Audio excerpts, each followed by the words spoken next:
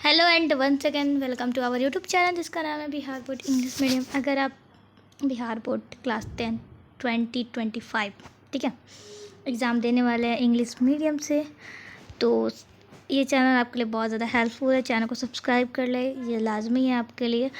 और अगर आप नए हैं चैनल पर, सबसे पहले अगर आप टेलीग्राम चैनल पर ज्वाइन नहीं है तो जाकर डिस्क्रिप्शन में लिंक है, आप जाकर वहाँ पर ज्वाइन हो सकते हैं, ठीक है, ताकि आपको वहाँ से PDF और नोट्स वगैरह मिल जाए। तो जैसे हम जानते हैं, हम लोग ने लेक्चर 1 में कंप्लीटेड किए थे कुछ टॉपिक्स को। ओके, तो अभी हम जो टॉपिक्स पढ़ने वाले थे वो किधर चला गया,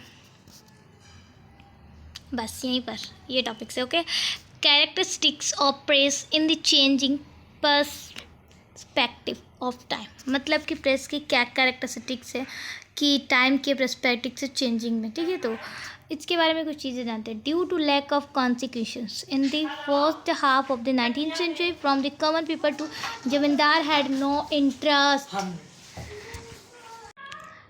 इंटरेस्ट इन पॉलिटिक्स। तो जब कॉन्सिक्यूशंस की कमी हुई थी किस में, 19th सेंचुरी के हाफ में, उस समय जो कॉमन पीपल थे, ज़मींदार, उनको कोई पॉलिटिक्स में इंटरेस्ट नहीं था। उनके रिजल्ट थे वो सामने आए, डिस्ट्रीब्यूशंस ऑफ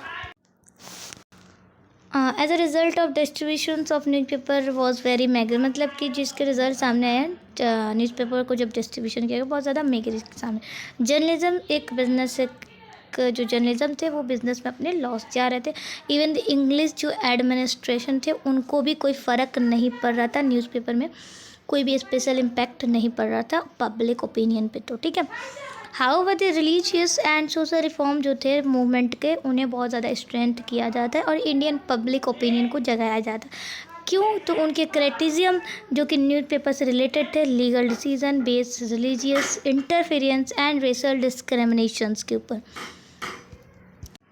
देन यहाँ लिखा हुआ है the division of the natures of newspaper. Newspaper का जो डिवीज़न हुआ था किसके बेसिस पे, nature of newspaper.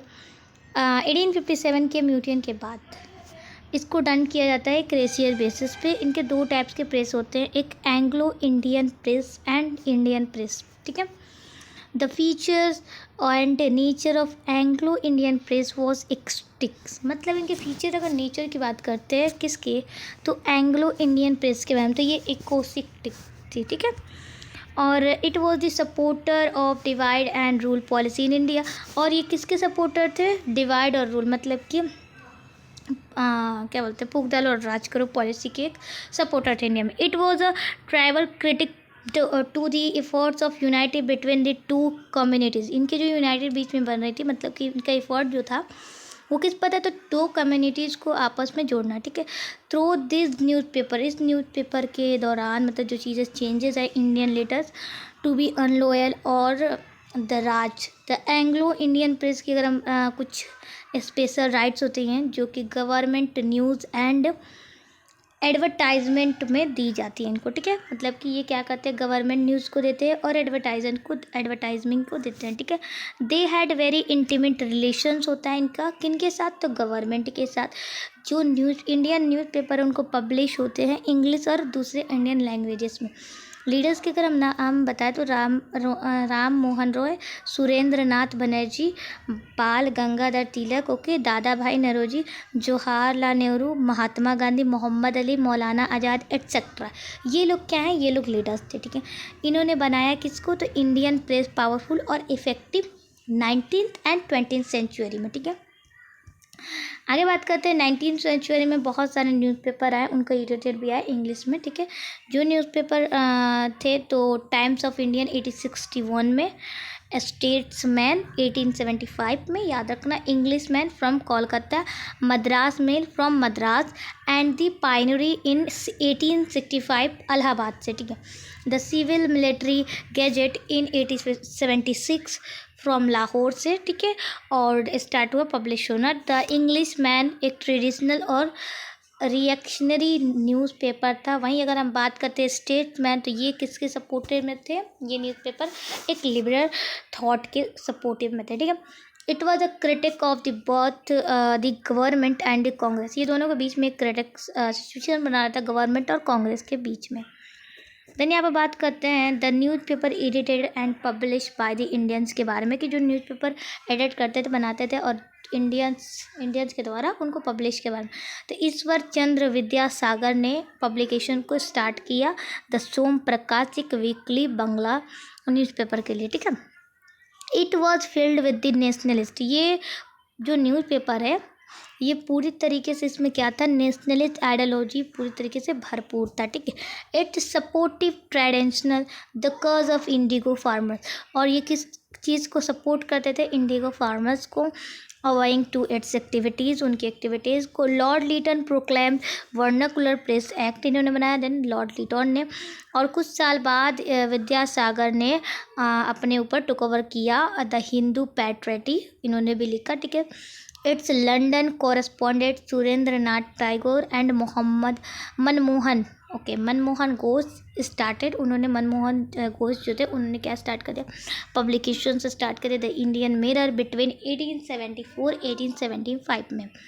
It was in only north India, ये सिर्फ एक नॉर्थ इंडिया डेली एडिटेड नहीं था, इंडियन एडिटेड बाय इंडियंस के लिए। केशव चंद्र सेन इन्होंने भी स्टार्ट किया पब्लिकेशन, एक बांग्ला डेली सुलभा समाचार, ओके। देन यहाँ पर आगे बात करते हैं पब्लिकेशंस ऑफ इंग्लिश बांग्ला और वीकली, इन्होंने अमृत बाजार पत्रिका इन्होंने लिखा, ठीक है। 1868 में एडिटरशिप मोतीहारी घोष, एक special place in the history of press, okay. उन्होंने अवॉइड क्या किया, implication of Lord Lytton vernacular press act को, उनके लॉर्ड लीटन के इम्प्लीकेशंस को अवॉइड करना स्टार्ट किया, और उन्होंने रातों रात पेपर को पूरी तरीके से इंग्लिश में कन्वर्ट कर दिया, मतलब कि ओवरनाइट में पब्लिश किया। बांगावासी स्टार्ट हुआ था 1881 को, एडिटरशिप जो थे राजेंद्र नाथ, और इनके सर्कुलेशन फिगर जो था कितनी कॉपीज़ तक पहुँचे थे, 8500 कॉपीज़। सुरेंद्र नाथ बनर्जी की अगर हम बात करते हैं, इन्होंने बहुत ज़्यादा सक्सेस किस में लिया था, बंगाली में, और इनका इफेक्टिव पेपर जो था नेशनलिस्ट और पॉलिटिकल थॉट के बीच में था, ठीक है। द पब्लिकेशंस ऑफ भंगवासी आर्यवर्त और ऊंची वक्ता भारत मित्रा, इन्होंने सारे स्टार्ट किए थे कोलकाता से पब्लिकेशन को। और वहीं अगर बात करते हैं हिंदुस्तान, एक हिंदी वर्ड है, कहाँ से लिया गया है, कलाकंद से, यूपी, ठीक है।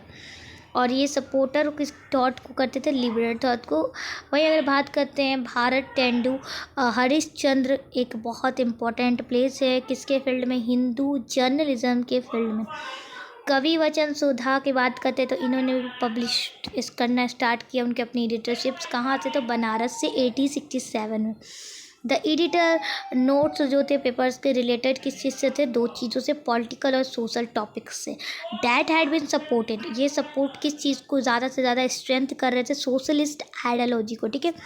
अगर हम बात करते हैं यहाँ पर हरिश्चंद्र की, जो कि मंथली मैगजीन लिखा करते थे, भारत तेंदु पब्लिश किए थे 1872 में, और ये पूरी तरीके से किस चीज़ से भरा हुआ था, ये मैगजीन, तो ये भरा हुआ था मैगजीन किस चीज़ से, पैट्रियटिज्म से और सोशल रिफॉर्म से। एमोंग दिस, इस सारे के बीच में जो जर्नल्स और नेटरिचिंग नेशनलिस्ट थॉट है, हिंदी प्रदीप और बाल कृष्णा भट्ट और भारत जीवन ऑफ राम कृष्णा वर्मा, इन्होंने भी एक बहुत सारे, मतलब ये सारी चीज़ें जो हैं एक स्पेशल प्लेस रखती है हिस्ट्री में।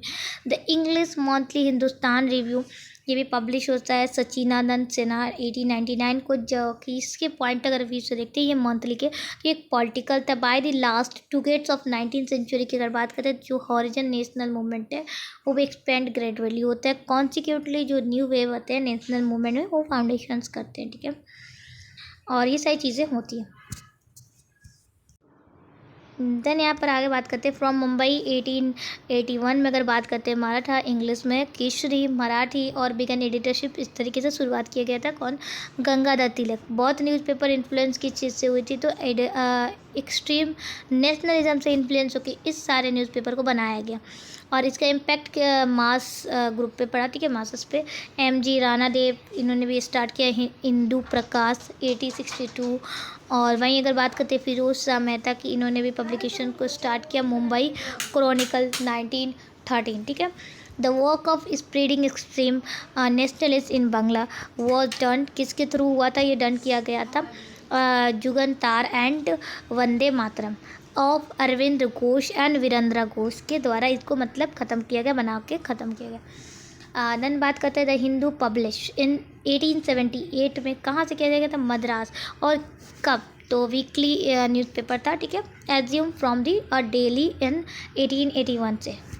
और इस न्यूज़पेपर से मतलब इसके पॉइंट अगर व्यू से देखते हैं हम तो ये क्या है, एक लिबरल है।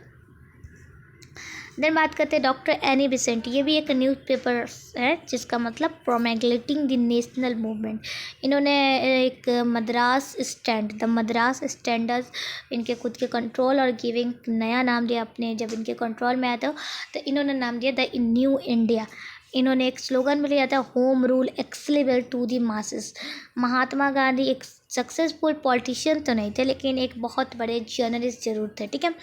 He promulgated his ideologies and nationalist movement किसके थ्रू, तो यंग इंडिया और हरिजन के थ्रू, ठीक है। ये दोनों किसके थ्रू है, महात्मा गांधी। देन बात करते हैं he made the government acquainted with his political philosophy. उन्होंने गवर्नमेंट को बहुत ज़्यादा एक्वेंट किया किस चीज़ से, तो पॉलिटिकल फिलॉसफी और प्रोग्रामिंग से, जो कि वो आए थे मतलब कि trend the mass of India for a great movement के लिए उन्होंने अपने एक ग्रुप को तैयार किया। The Indian press being influenced with the personality of Gandhi become to be fearless. जो इंडियन प्रेस है वो गांधी जी के पर्सनैलिटी से बहुत ज़्यादा इन्फ्लुएंस हुए थे, नीडर हुए थे, ठीक है। तो the plain and simple easy of Gandhi था the regional journalism together with the common masses got support to associated with the government. उनका सिंपल सा एक थॉट था रीजनल जर्नलिज्म, जिसके साथ साथ वो कॉमन मासेस को भी लेकर चलते थे और एसोसिएटेड इस सारे चीज़ों को वो सपोर्ट करते थे मूवमेंट को। देन बात करते हैं newspaper not only gave a new dimension to the nationalist movement but influence and supported education's economic development, industrializations and labor movement in India। Newspaper सिर्फ एक न्यू डायमेंशन नहीं देता था नेशनलिस्ट मूवमेंट के लिए, लेकिन उनके साथ साथ वो ज़्यादा से ज़्यादा इन्फ्लुएंस किसको करता था, इन एजुकेशन को सपोर्ट करता था, इकोनॉमिक डेवलपमेंट को, इंडस्ट्रियलाइजेशन को, लेबर मूवमेंट को, जो कि इंडिया में होती जा रही थी, ठीक है। देन अगर हम बात करते हैं मोतीलाल नेहरू, वो मतलब बिकम द एडिटर ऑफ, किस चीज़ के एडिटर बने, द इंडिपेंडेंस, जो कि रिलीज़ हुआ था 1919 को। शिव प्रसाद गुप्ता ने इसका चार्ज लिया था as the editor of Hindi daily the Aaj, and K M. Panikkar started the editing of the Hindustan Times in 1922 को स्टार्ट किया गया था। Later the editorship of the Hindustan Times ये किसके हैंड ओवर कर दिया गया था, तो Madan Mohan Malviya and finally G D. Birla. इन्होंने इस पेपर को 1927 में ले लिया अपने हाथों में, ठीक है। Due to expansions of socialist communist ideology, मतलब कि जब एक्सपेंसिव सोशलिस्ट का और कम्युनिस्ट आइडियोलॉजी की एक्सपेंशंस की वजह से मराठी वीकली रिवोल्यूशंस को रिप्रेजेंट किया गया, उनके साथ साथ पीजेंट का भी पार्ट ऑफ पार्टी बनाया गया इंडिया में, ठीक है। The English weekly the new spark and the Congress socialist भी इसके सपोर्टर्स थे, किसके सपोर्टर्स थे, कम्युनिस्ट और सोशलिस्ट आइडियोलॉजी के। देन यहाँ पर बात करते हैं उर्दू जर्नलिज्म के बारे में कुछ चीज़ें, तो ये साथ साथ ये कब डेवलप्ड हुआ था उर्दू जर्नलिज्म, 1910 से लेकर 1920 के बीच में ये डेवलप्ड हुआ था। द पब्लिकेशन ऑफ हल हिलाल इन 1912 में और अल बिलाग इन 1913 कहाँ से किया गया था, कोलकाता से, अंडर द एडिटरशिप, किसके एडिटरशिप के अंदर में, मौलाना आज़ाद, मोहम्मद अली, इन्होंने स्टार्ट किया। और मोहम्मद अली ने स्टार्ट किया था। द कॉमरेड इंग्लिश हमदर्द उर्दू में किया था। द पब्लिकेशंस ऑफ प्रताप ये कानपुर से स्टार्ट किया गया था 1910 में, जो कि जिसके एडिटरशिप कौन थे, गणेश शंकर विद्याकारती, ठीक है। It was a great supporter, ये किस चीज़ के सपोर्टर में ज़्यादा थे, तो नेशनलिज्म और farmer worker. The Ghadar was publish from San Francisco in 1913 by Hardayal. It was a paper filled with the secular and democratic feelings. ये जो पेपर था न्यूज़पेपर, ये पूरी की पूरी तरीके से किस चीज़ से भरा हुआ था, तो सेकुलर और डेमोक्रेटिक फिल्म से, ठीक है। इट वाज आल्सो पब्लिश, ये साथ से साथ पंजाबी जनवरी में पब्लिश किया गया, जनवरी 1914 में। The paper remain very active in arousing the sense of patriotism among the Indians living abroad, मतलब कि अलग अलग लैंग्वेज में इसको पंजाबी में भी लिया गया, जो कि इंडियंस एब्रॉड रहते थे उनके साथ उनके पास भी पहुँचे, समझ में आया। देन अगर हम यहाँ पे बात करते हैं as far as the relations of Urdu press with the nationalist movement is consider it was tribal critic of British rule Raj during the mutinies of 1857 and thereafter. तो जिस तरीके से अगर हम देखते हैं उर्दू के साथ उनका रिलेशन था, उर्दू प्रेस के साथ किस चीज़ से, तो नेशनलिस्ट मूवमेंट से ज़्यादा कंसर्न थे।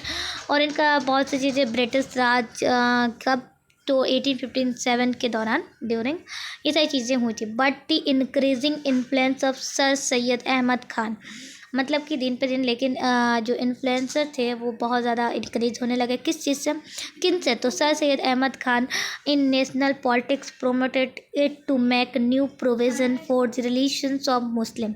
इन्होंने क्या किया, इन्फ्लुएंस के लिए नया एक रिलेशंस बनाया, किसके बीच, मुस्लिम्स के बीच, with the Congress supported national movement and British Raj. Although the Urdu press generally did not agree with the ideologies of sir Syed Ahmad Khan.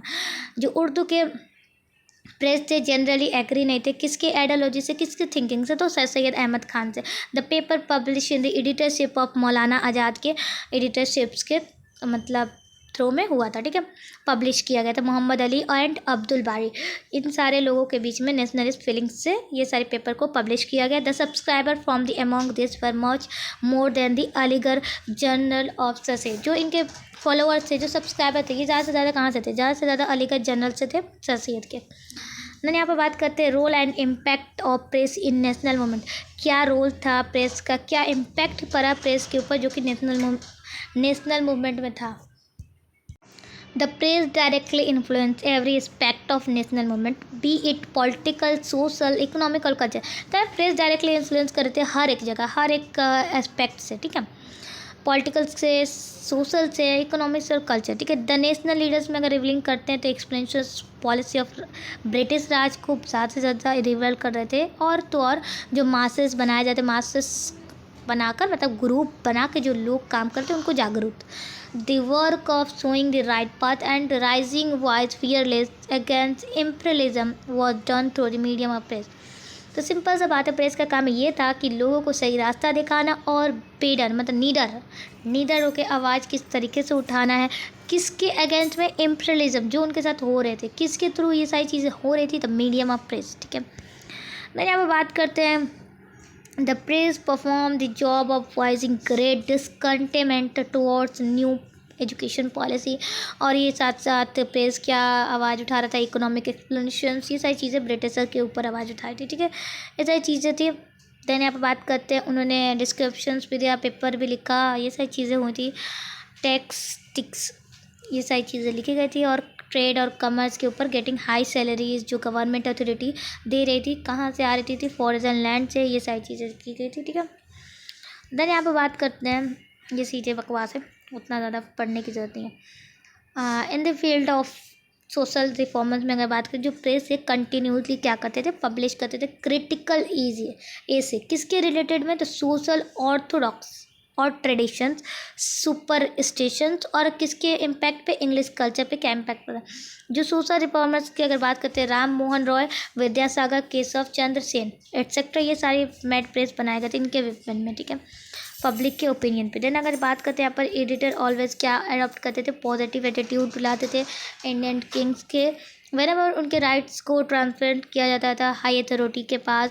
जो उनके प्रेस थे क्रिटिसाइज थे, जो प्रेस थे सेंसिटिव थे, किंग्स उनके साथ जो मोरल जनरेशंस रिस्पॉन्सिबिलिटी, ये सारे इनके सब्जेक्ट में आते थे। जो प्रेस को ज़्यादा से ज़्यादा स्ट्रॉन्ग बनाई थी क्रिटिसिज्म, किंग्स के अगेंस्ट में, तो किंग्स के अंदर कुछ बिहार, पटियाल, रामपुर और कुछ नेगलेंस मतलब देर रैंगलेंस जो पब्लिक इंटरेस्ट में थे, ये सारी चीज़ें हो रही थी। फ्यू न्यूज़पेपर वेलकम ऐसी तरीके से लॉर्ड कर्जन के दौरान की गई थी, ओके, किंग्स इनके दौरान। जो प्रेस रिव्यू दी जाती थी वो foreign policy of India.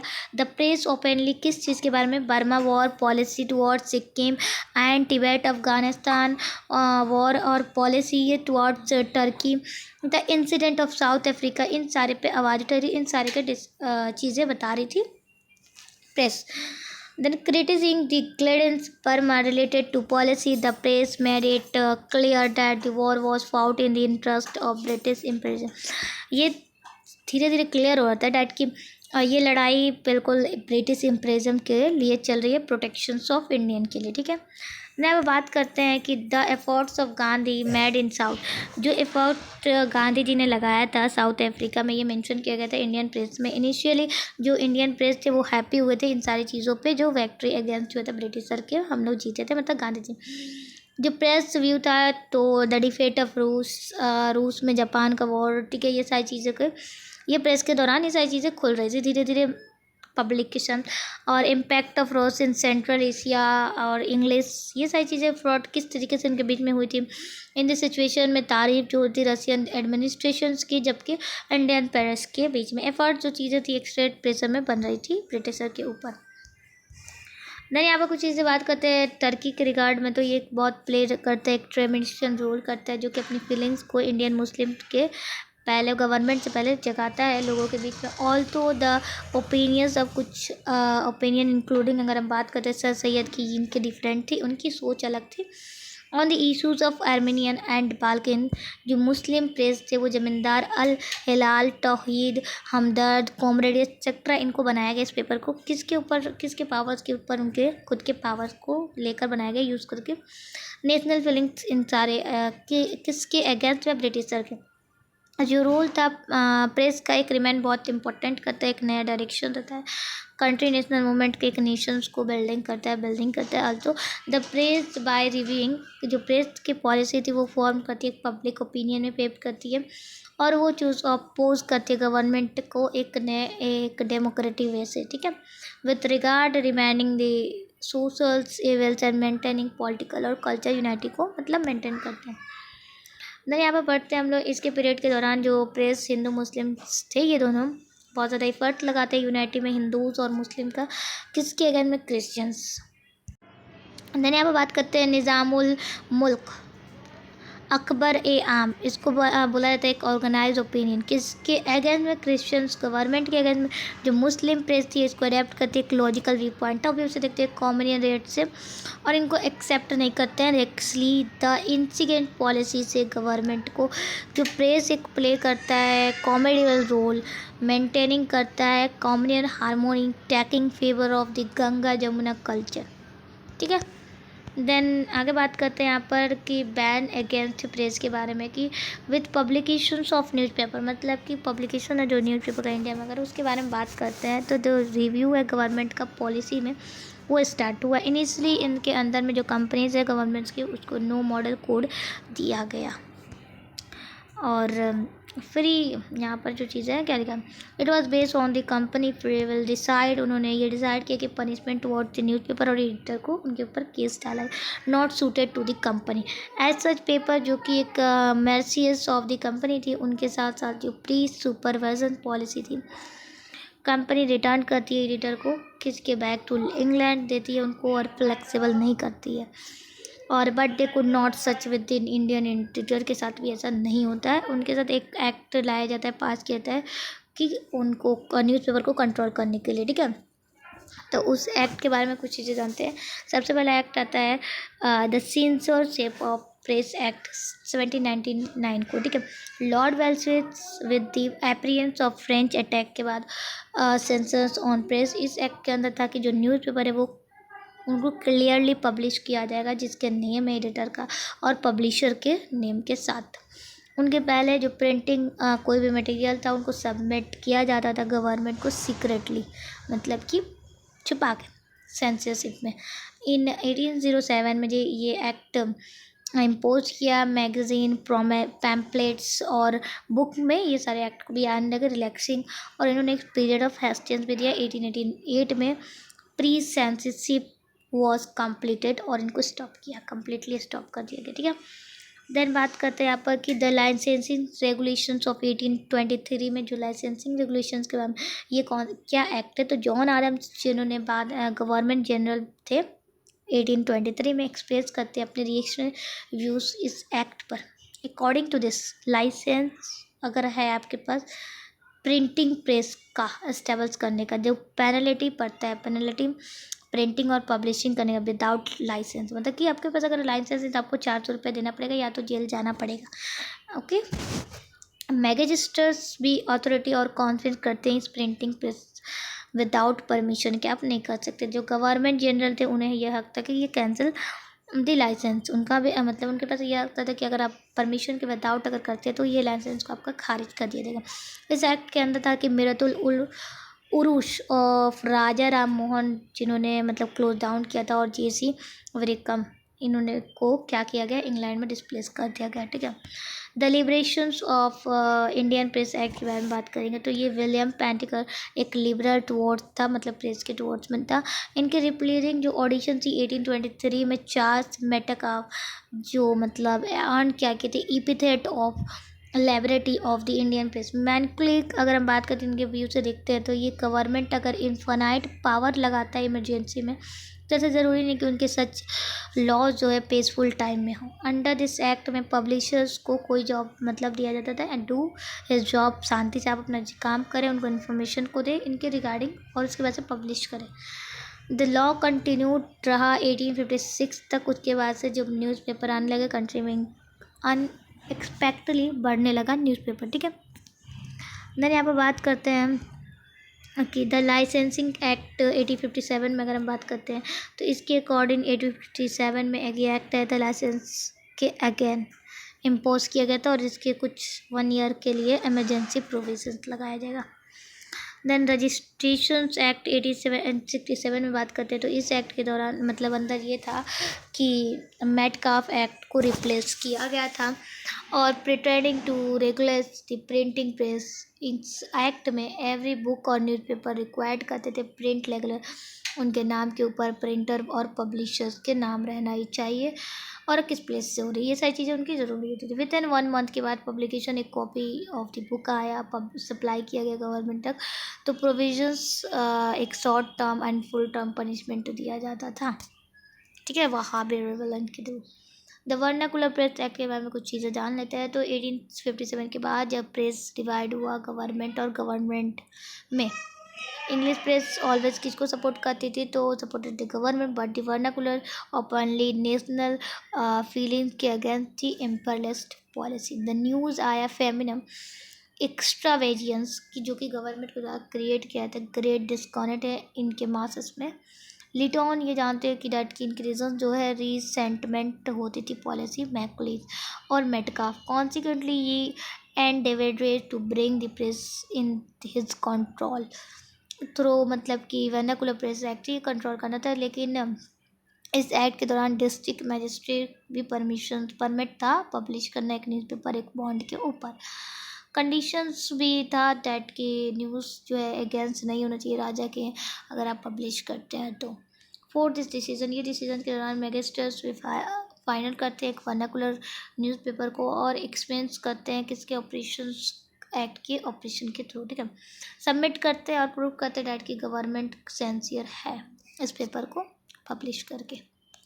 Then आगे बात करते हैं द न्यूज़पेपर एक्ट 1908 में। तो जो सेंस ऑफ मिलिट्री नेशनलिज्म है ये भी फ्लैंक करते हैं किसके अगेंस्ट में, तो पॉलिसी ऑफ लॉर्ड कर्जन, ये रिप्रेस करते हैं न्यूज़पेपर एक्ट को। और इन 1908 में इन गवर्नमेंट के अकॉर्डिंग में जो कन्फेसिव प्रॉपर्टी है कनेक्ट करती है थेरोटो न्यूज़पेपर का जो पब्लिश ऑब्जेक्ट इतने मटेरियल को करते हैं which serve as incitement of murder और एक्ट के वॉल्यूम्स के ऊपर था। हिज गवर्नमेंट एम्पावर्ड करती है और एनुअल एंड डिस्क्लेरेशन देती है कि प्रिंटर अगर आप करते हैं किसके अंडर में रजिस्ट्रेशन एक्ट 1867 में जो न्यूज़पेपर पब्लिशर होंगे वो ऑप्शन देंगे कि आपको अपील करना है हाई कोर्ट में विद इन 15 दिन के अंदर अंदर। ओके।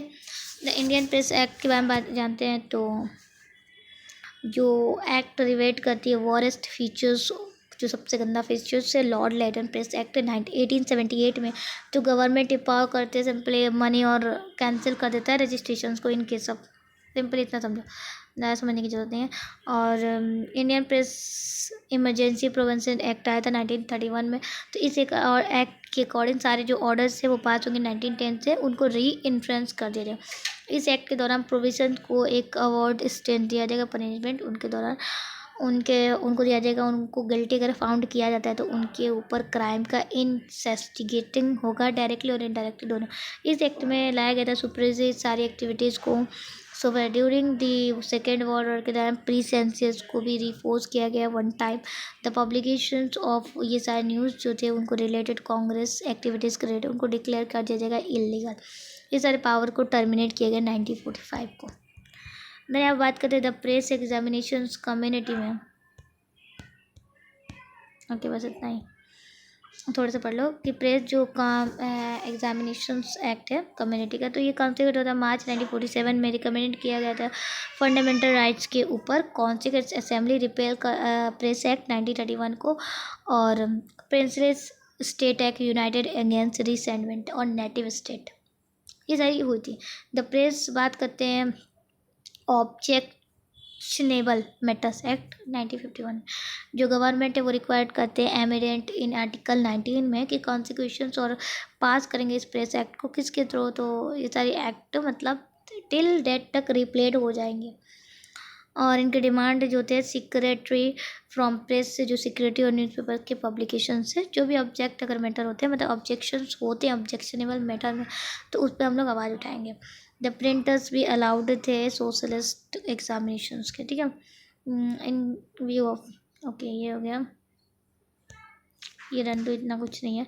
ये पर रोल क्या था प्रेस का इंडिया में इंडिपेंडेंस के बाद, तो ऑन द ग्लोबल लेवल में अगर प्रिंटिंग का बात करते हैं तो इसकी शुरुआत एक फ्रीडम मूवमेंट के लिए हुई थी। इसको पास किया गया था अलग अलग सिचुएशन में रीचिंग क्या करने के लिए, तो यूटिलिटी को, इम्पोर्टेंस और यूज़ को किस तरीके से कौन से पोजीशन पे हमें रखना है, ये रोल निभाता है। और सारी एक्टिविटीज़ किसके रिलेटेड होते थे, नॉलेज के ऊपर जो कि इन्फ्लुएंस करते थे। और आज में जर्नलिज्म एक डायरेक्टली इन्फ्लुएंसिंग करती है लिटरेचर, रिक्रिएशंस और सुपरस्टिशन, चार्ट, हिमियर्स और कार्टून्स, ये सारी चीज़ें क्या मतलब आती हैं, ठीक है। देन बात करते हैं टुडे प्रेस जो है गोइंग क्या करता है, एक सिंबल आता है क्रिएटिविटी का सोसाइटी में, और ये इंट्रोड्यूस करते हैं सोसाइटी को at latest achievement, scientific research, scientific equipment, service को आज के ज़माने में। जो जर्नलिस्ट है ये लाते हैं सोसाइटी में born and been science through medium of incident. So जो कॉमन पीपल होते हैं वो थिंक करते हैं डेट की कंटेक्ट क्या है वर्ल्ड वेलफेयर का। टुडे जो प्रेस है इनके फॉर्म में फोर्थ स्टेट लाइक करता है watch dog to protect constitutional values को, किस तरीके से हम प्रोटेक्ट कर सकते हैं अपने साथ, प्रोवाइड किस तरीके से पॉजिटिव और डायरेक्शन, और प्रेजेंट पॉलिसी को किस तरीके से हम अटैप करते हैं, नॉक कर सकते हैं करप्ट सिस्टम को, ठीक है। इधर प्रेस का अगर अलग अलग सिचुएशन में रखते हैं, फर्स्ट स्टेज ऑफ डेवलपमेंट और आज के डेट में, and began the protector and traditions of the value is playing बहुत इंपॉर्टेंट रोल निभाता है। ट्रेडिशन और प्रोटेक्टर इंपॉर्टेंट रोल निभाता है, it's important role for understanding the present social, scientific and political activities में बहुत ज़्यादा इंपॉर्टेंट रोल निभाता है press. Press culture and nationalism chapter ख़त्म हो गया, एंड हिस्ट्री का सिलेबस भी, ठीक है। तो कल हम मिलेंगे सब्जेक्टिव में ऑब्जेक्टिव के साथ, वो भी मैं कोशिश करूँगी 1 to 8 तक का सब्जेक्टिव मैं कर पाऊँ। आज अभी से स्टार्ट करूँगी तो मैं भी हो जाएगा कल तक। तो कल शाम को वीडियो अपलोड करना होता है, लेकिन बनाना मेरे को होता है 120, मतलब कि 120 क्या बोल रहे हैं, हाँ 120 से स्टार्ट करना होता है, ठीक है। टाइमिंग बता रहे हैं 1 बजे से, तो उस वक्त फिर खाना खाना होता है। तो अभी मैंने खाना नहीं खाया, जाती हूँ खाना खाने, दैन नींद नहीं लगेगा तो बनाने बैठेंगे प्रिंट, मतलब कि क्या बोलते हैं ऑब्जेक्टिव क्वेश्चंस को निकालेंगे। दैन 1 to 8 मैं कोशिश करूँगी 1 to 8 तक क्वेश्चंस आ जाए, नहीं तो जहाँ से छूटे वहीं से कर लेंगे, क्योंकि मैंने क्वेश्चन तो बनाया है ना, 1 से कंप्लीट है ना, 1 से कितने कंप्लीट है, 3-4 चैप्टर कंप्लीट हो गए, तो वो जहाँ से नहीं है वहाँ से ऑब्जेक्टिव ला देंगे, ठीक है। ये बेस्ट रहेगा। कल मिलते हैं नेक्स्ट वीडियो में, तब तक के लिए टेक केयर, चैनल को सब्सक्राइब करें, बाय बाय।